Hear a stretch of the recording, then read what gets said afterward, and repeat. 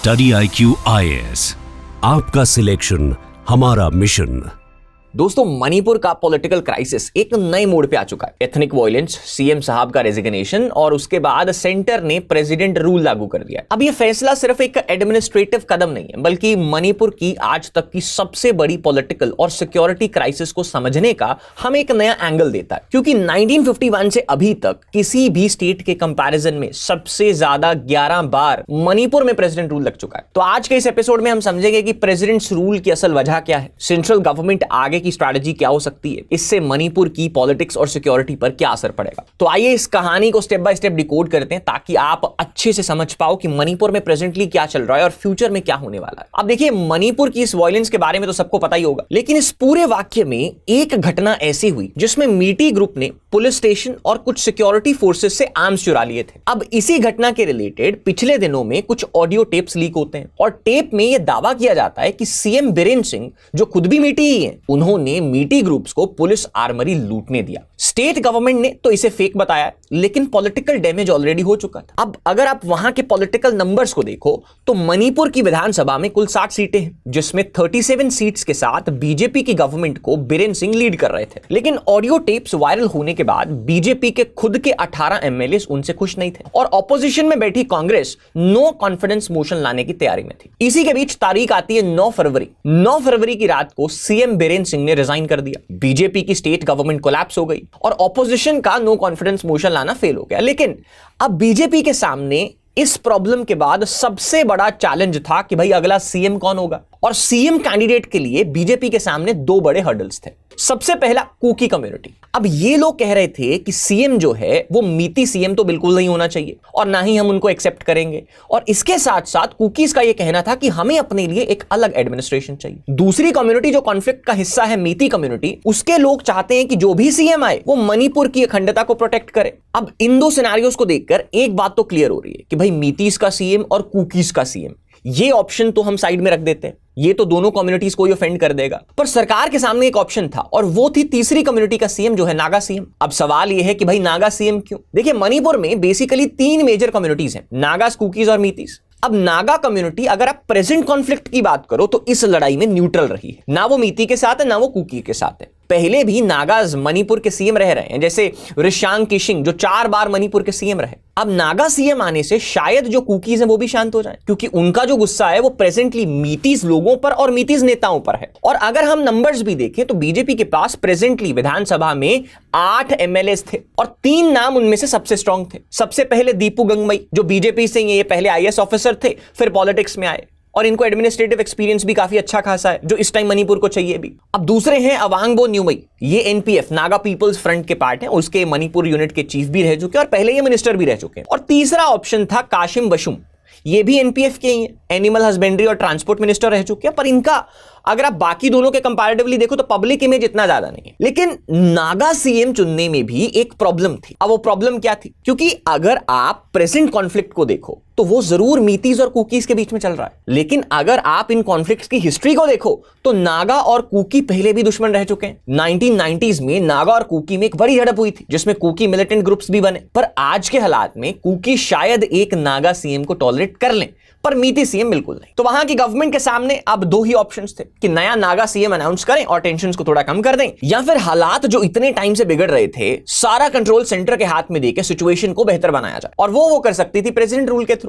और वैसे भी अभी तक आर्टिकल 355 मणिपुर में चल रहा था, जो एक कदम है आर्टिकल 356 यानी कि प्रेसिडेंट रूल से पहले। अब अगर बीजेपी नया सीएम नहीं बना पाती तो सेंटर ने डायरेक्टली मणिपुर को कंट्रोल करना था, और कुछ वही कल प्रेसिडेंट द्रौपदी मुर्मू जी ने प्रेसिडेंट रूल लगा के किया। देखिए, इंडियन कॉन्स्टिट्यूशन का आर्टिकल नंबर 356 सेंटर को यह पावर देता है कि अगर एक स्टेट गवर्नमेंट फेलियर दिखाए तो वहां पे सेंटर डायरेक्ट रूल अपना इंपोज कर सकती है, यानी कि जो वहां की विधानसभा है वो हटेगी तो नहीं, लेकिन उसे सस्पेंड कर दिया जाएगा। अब मणिपुर के केस में गवर्नर अजय कुमार भल्ला ने प्रेसिडेंट रूल की सिफारिश करी और सेंटर ने माना कि स्टेट गवर्नमेंट अब संवैधानिक नॉर्म्स के मुताबिक काम नहीं कर सकती। और फाइनली द्रौपदी मुर्मू जी ने मणिपुर में राष्ट्रपति शासन लगा दिया। अब इसका सीधा मतलब यह हुआ कि वहां की जो विधानसभा है वो सस्पेंड हो गई, चीफ मिनिस्टर और कैबिनेट की जो पावर्स हैं वो प्रेसिडेंट साहब के पास चली गई और अब से पार्लियामेंट मणिपुर विधानसभा की पावर्स को एक्सरसाइज करेगा। दोस्तों ये एक बड़ा पॉलिटिकल डेवलपमेंट है जो ये सिग्नल देता है कि मणिपुर की सरकार पूरी तरह कोलैप्स हो चुकी है। अब इसके बाद सवाल उठता है कि क्या ये सब एकदम से हुआ?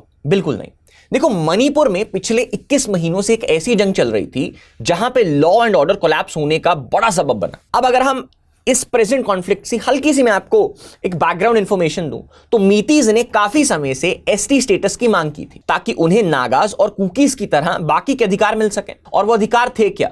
अगर आप मणिपुर की ज्योग्राफी को देखो, आगे हम डिस्कस करते हैं, तो मणिपुर में बीच में एक कटोरे जैसी जगह है जहां पे इम्फाल वैली है, जहां पे मीतीज रहते हैं और बिल्कुल उसके आसपास में हिल्स हैं। अब मीतीज को जो अधिकार चाहिए था वो अधिकार ये है कि भाई हम इम्फाल वैली तक सीमित हैं, हमें भी कुकीज और नागाज जैसे अधिकार दीजिए ताकि हम हिली एरियाज में जमीन खरीद पाएं। ये उनका एक मुख्य डिमांड था। तो भाई इन्हीं सब चीजों के चलते हुए 2023 की शुरुआत में मणिपुर हाईकोर्ट इसमें इंटरवीन करता है और कहता है कि मीतीज की मांग को सीरियसली लेना चाहिए। उसने सिर्फ इतना ही बोला था। अब एक अनुमान यह भी है कि शायद उस वक्त के ऊपर इस जजमेंट में सुप्रीम कोर्ट इंटरवीन करता तो आज हालात ऐसे नहीं होते। और इस जजमेंट के बाद उसने बोला कि सरकार और बाकी जितने भी दल हैं उनको इसके ऊपर विचार करना चाहिए और ये विचार करने की रिकमेंडेशन देता है। अब इसी फैसले के बाद मई 2023 में अचानक से वायलेंस फैल जाता है क्योंकि इस ऑर्डर ने काफी कम्युनिटीज, खास करके कुकीज में डर पैदा कर दिया कि अगर ये ऑर्डर इंप्लीमेंट होता है तो उनका लैंड्स और जॉब्स मीतीज के कंपटीशन के कारण चली जाएंगी। अब कुकीज को यह भी डर था कि मीतीज हिल एरियाज में जमीन खरीद लेंगे जहां अब तक उनके पास एक्सक्लूसिव राइट्स थे। तो 3 मई 2023 को चूरा चांदपुर में मीतीज अपने एसटी स्टेटस की डिमांड के लिए एक पीसफुल मार्च कर रहे थे और वो मार्च तब्दील हो जाता है वायलेंस में, जहां से ये प्रेजेंट मुद्दा शुरू हुआ। अब मई 2023 से मणिपुर 2 हिस्सों में बंट चुका है। इम्फाल वैली जो कि मीती मेजॉरिटी एरिया है और हिली एरिया जो उस इम्फाल वैली को चारों तरफ से घेरता है। इसी वजह से बोला जा रहा है कि यहां पे तो 2 स्टेट सॉल्यूशन भी नहीं पॉसिबल। अब जब मीती और कुकी कम्युनिटीज के बीच ये एथनिक राइट्स हुए तब से क्राइसिस बढ़ता ही जा रहा है। सबसे पहले अगर हम मणिपुर की ज्योग्राफी की बात करें तो ये भारत की एक बॉर्डर स्टेट जो म्यांमार के साथ बॉर्डर शेयर करती है।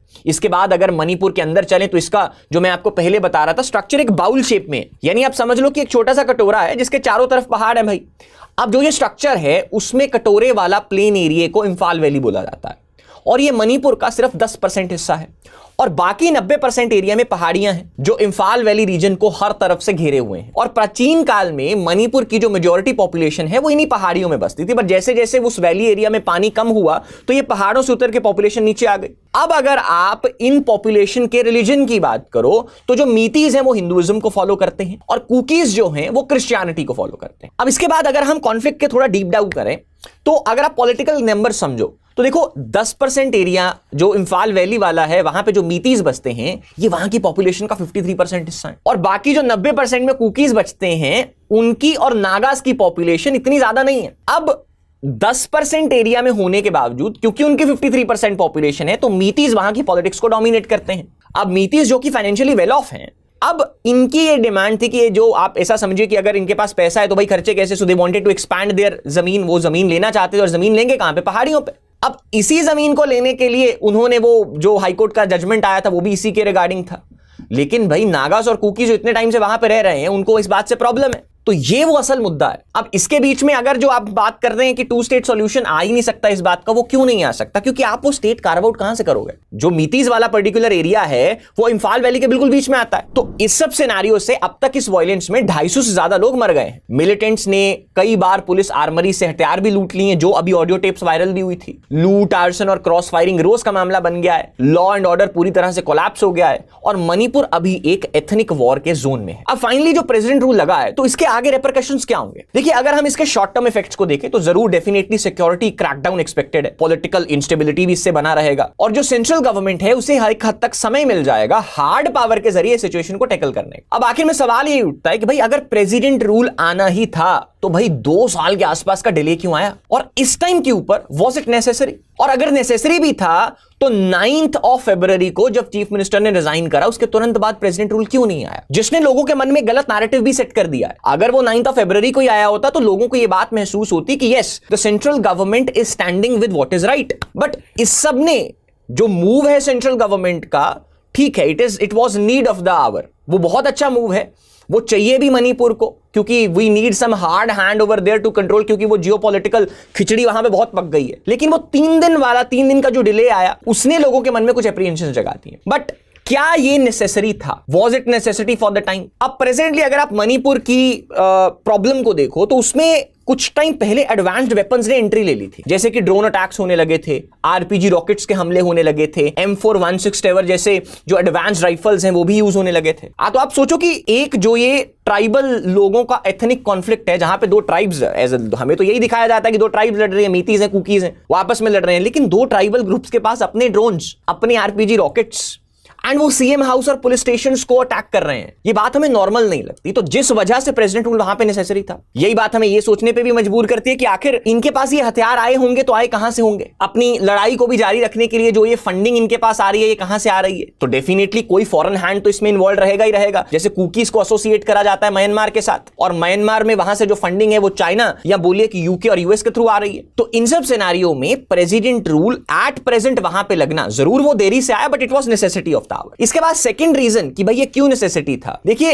अगर आप इंटरनेशनल जियोपॉलिटिक्स को समझो तो मणिपुर का प्रेजेंट वॉर इंटरनेशनल जियोपॉलिटिक्स का हिस्सा बन गया है। तो इसकी अगर मैं आपको हिस्ट्री बताऊं तो 1947 में भारत के बंटवारे के बाद जब पाकिस्तान बना तो उसके दो हिस्से थे, वेस्ट पाकिस्तान और ईस्ट पाकिस्तान, जो आज की डेट में बांग्लादेश है। उस वक्त पाकिस्तान ने भारत के ऊपर डबल अटैक किया। वेस्ट पाकिस्तान की तरफ से पहले कश्मीर पे कबाइलियों ने हमला करा, फिर 1965 वॉर, और दूसरी तरफ अमेरिका, ब्रिटेन और चाइना के साथ मिलकर ईस्ट पाकिस्तान की टेरिटरी का इस्तेमाल करते हुए नॉर्थ ईस्ट को डिस्टेबलाइज करने का प्लान बनाया। अब ये कहना गलत नहीं होगा कि भाई 1947 से 1971 तक, जब तक ईस्ट पाकिस्तान था, जब तक वो बांग्लादेश में कन्वर्ट नहीं हुआ, उसका एक ही पर्पस था, पाकिस्तान, चाइना, अमेरिका और ब्रिटेन मिलकर भारत के पूरे नॉर्थ ईस्ट को इस टेरिटरी से मिलकर डिस्टेबलाइज करें। लेकिन इन सब पार्टियों में भी अगर आप डीपली एनालाइज करो तो पाकिस्तान तो एक प्यादा था। नॉर्थ ईस्ट को डिस्टेबलाइज करने का सबसे बड़ा जो ऑब्जेक्टिव वो ब्रिटिशर्स का था, क्योंकि जब इंडिया ब्रिटिश कॉलोनी था तो ब्रिटिशर्स का प्लान था कि नॉर्थ ईस्ट में चाय की खेती और असम जैसी जगह में तेल का एक्सप्लोरेशन, वो दिग्बोई और जो ओल्डेस्ट एशिया का ऑयल रिफाइनरी है, तो उसको कैप्चर करना। लेकिन जब उन्होंने ऑब्जर्व किया कि नॉर्थ ईस्ट के ज्यादा लोग जो ट्राइबल कम्युनिटीज हैं, तो भाई जब भारत आजाद हुआ तो उन्हें लगा कि भाई ये प्लान को हम अचीव कैसे करेंगे, क्योंकि इस एरिया में जो रहने वाले लोग थे वो ट्राइबल कम्युनिटीज के साथ एसोसिएट करते हैं। तो उन्होंने मिलकर जो प्लान बनाया वो था क्रिश्चियनिटी कन्वर्जन का। तो उस समय एक बड़ी मुहिम भी शुरू हुई जिसमें नॉर्थ ईस्ट में जो क्रिश्चियनिटी का प्रमोशन किया गया, और कुकीज और नागाज में से कई लोग ऐसे थे जिन्होंने क्रिश्चियनिटी में कन्वर्ट भी करा। इसी वजह से कुकीज अपने आप को आज क्रिश्चियनिटी के साथ एसोसिएट करते हैं, वहीं जो मीतीज हैं वो अपने आप को हिंदुइज्म के साथ एसोसिएट करते हैं। तो अगर आप रिलीजन के एंगल से भी देखो, it is totally a new concept. World में पहली बार